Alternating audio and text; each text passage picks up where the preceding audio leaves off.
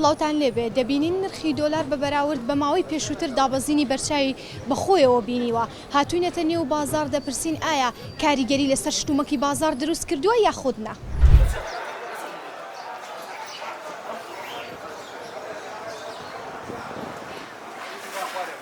پێمان بڵێ دابەزینی نرخی دۆلار کاریگەری لەسەر شتومەک و بازار کردووە زۆریش بە بۆنەی جەژنەوە بە بۆنەی ڕەمەزانەوانەیە خەڵکەکە هەمووی خۆینی کردووە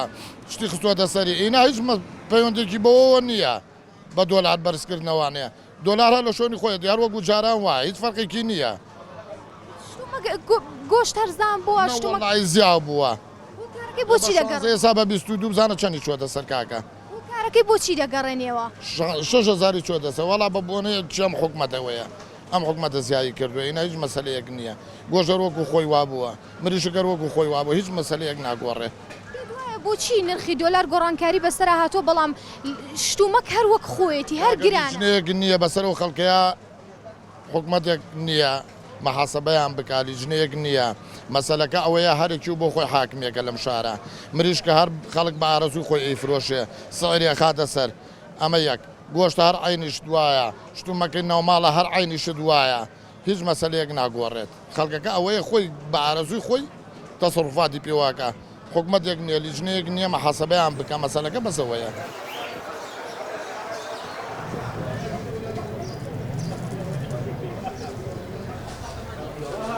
بەدڵنیەوە کاریگەری زۆریشی هەیە بە پێی داوەزینی حەجمی چەندێک داوەزیە و دۆلار بۆ ئەندازیە بازاریش نرخەکانی زۆربەی هەرە زۆری داوەزیوە بۆ هاوڵاتیان کاریگەریکی وای دروست کردووە کە کار ئاسانی بێ بۆیان وەکو کاراسانی خەڵک حەسەب گیرفانی خۆی کاراسانی بۆ کرێت ئێستا ئەگەر ببینی بەرە جەژنانە و بازاری بەرە جەژنان نییە نەخێر نەوەڵا لە چ ڕوویەکەوە بازاری بەرە جەژنان نییە هۆکار بەرە جەژنان یعنی قەرەباڵخی یعنی بتێنێتە سفتەی ڕەمەزان یعنی قەرەباڵخی و خواردن و سفرێکی ڕازا و کڕینی پێداویستی بەرەو جەژنان و جەژنکردنەوەە بەڵام هیچ قەرەباڵخیتیان نە بازار جوڵێتیان نییە کارەکەی بۆچی دەگەڕێنەوە پێ دوایە بۆچی بەو جۆرە جارێ لاچێ سەبەبی ڕئیسی بازاڕێ مەڕەبتە بە موچەوە دووەمینشان ڕەنگە خەڵک سیقێکی بە بازار نەبێ هێشتا چاوەڕێ دابەزینی زیاتر بکە چکەوەکوی بڕیارەکەوا دراوە گەڵا بێتە سەر 130,000 دینار ڕەنگە خەڵک چاوەڕێ بکە ئەو هەژنە 10,000 و 15,000شی لێ بێتەوە ئەنجا چۆن لەی بازاری خۆی بکە ئەگەر پێمان بڵێ یەکێک لەم بەرهەمانە نرخیان چەند لێ بۆتەوە لە فەردێک برنجی 25 کیلۆی تقریبان 150,000 لێ بۆتەوە 5,000 7,000 لە کیسێکی 10 کیلۆی 2,000 تا شتێکی 3,000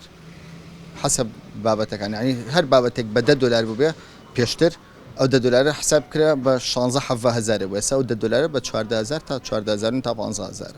چکە بازار ئێمە ڕاستە و خۆ پەیوەندی بە دۆلارەوە دۆلار چەندێک دابەزێ بازار دابەزێت چەندش بەرز بێتەوە ڕاستەخۆ کاریگەری لەسەر بابەتەکان هەیە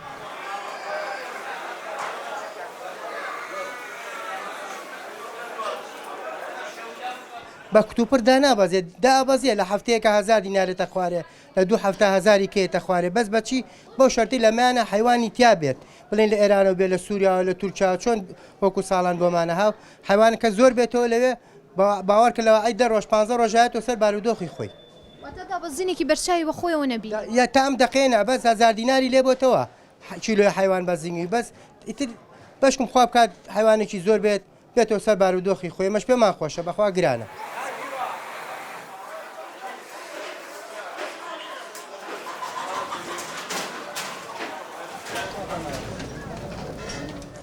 ئام زۆر کاریگەری گرتۆ سەر بازار ئەچ دەزێت دەرچێرە لە گەڵا بەرزە گەڵا یاری ئەکات خەڵک وەزعی زۆر خەبێ فەقیرژە باجەکەی بێت ئەم دابەزینە کاریگەری کردوێتە سەر ئایا شت هەرزان بۆ شتومەک هەرزان بۆ یان نا هێشتا هەرزان نەبوو یاخود ڕێژەیەکی کەم هەرزان بووە ڕێژەیەکی زۆر کەم هەرزان بوو تا دوێنێ گەڵا بوو بە 100 بازار فەرقی کرد ئەمڕۆ گەڵا بوو بە 145 بازار کەوت یەک ڕۆژ بەرزنیز بگا بازارەکەوێت هەمووشی بێ فەقیرژە باجەکەی بێت کابراک مەسەم چیلۆ گۆشتێکری بە 16,000 ئەمڕۆ چیلۆ گۆشت بە 20,000 دینارە